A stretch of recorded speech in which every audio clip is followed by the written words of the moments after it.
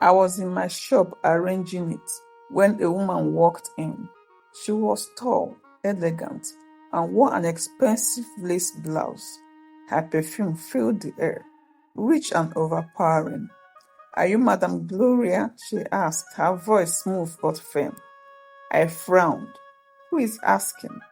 She smiled, but there was something cold about her. "My name is Florence. I am Daniel's mother." The words felt like a slap. I gripped the edge of the counter. "You must be mistaken," I said slowly. She chuckled, crossing her arms. "I know it's hard to believe, but I carried Daniel in my womb. I gave birth to him." A laugh escaped my lips. "You also left him to die in the bush." She didn't flinch. I was young and desperate. I made a mistake. I clenched my fist. "And now that he is successful, you suddenly remembered him?" "I have rights," she said, her eyes flashing, "and I want my son back." I sat in silence as Daniel paced the living room. His jaw clenched. "She's lying, right?" he asked. I looked at him, my heart breaking. "I wish she was." His face darkened. "Why now? After all these years?" I placed my hand over his. "Because you're rich, my son. If you were still struggling, she wouldn't be here." He exhaled sharply. "She is nothing to me." But I knew it wasn't that simple. Blood was blood, and no matter how much I had loved and raised him, there was a part of him that belonged to her, and she wasn't going to give up. Florence didn't just want to reconnect with Daniel, she wanted control. She filed a case in court, claiming I had no legal right to him, that she was his real mother and deserved to be in his life. The media caught wind of it, and soon headlines flooded the internet. Billionaire's long-lost mother resurfaces.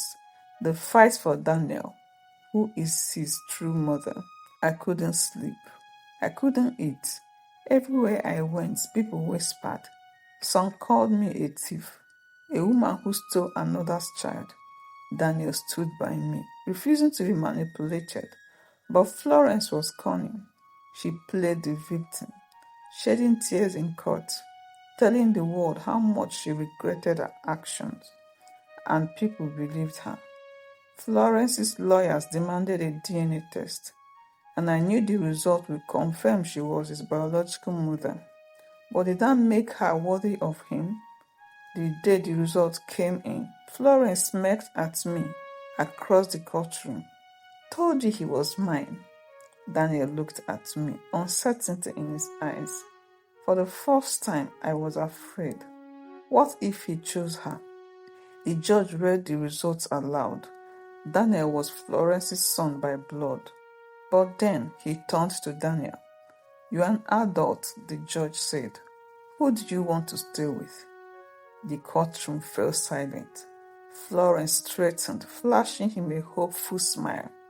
"My son." Daniel raised a hand, cutting her off. Then slowly he turned to face me. "My mother is the woman who raised me, who suffered for me, who never abandoned me," he said, his voice firm. "And that woman is Madame Gloria." Tears streamed down my face as he walked over to me, took my hands, and kissed them. Florence gasped, "But I gave birth to you." Daniel's eyes hardened. "And you left me to die." The judge ruled in my favor. Florence stormed out of the courtroom, her face twisted in rage. She had lost, and I had won, not just in court, but in Daniel's heart.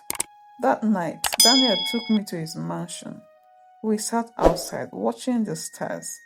"I almost lost you," I whispered. He squeezed my hands. "You will never lose me, Mama. You're my family." And for the first time in a long time, I allowed myself to breathe. Because love was more than blood. Love was sacrifice. Love was devotion.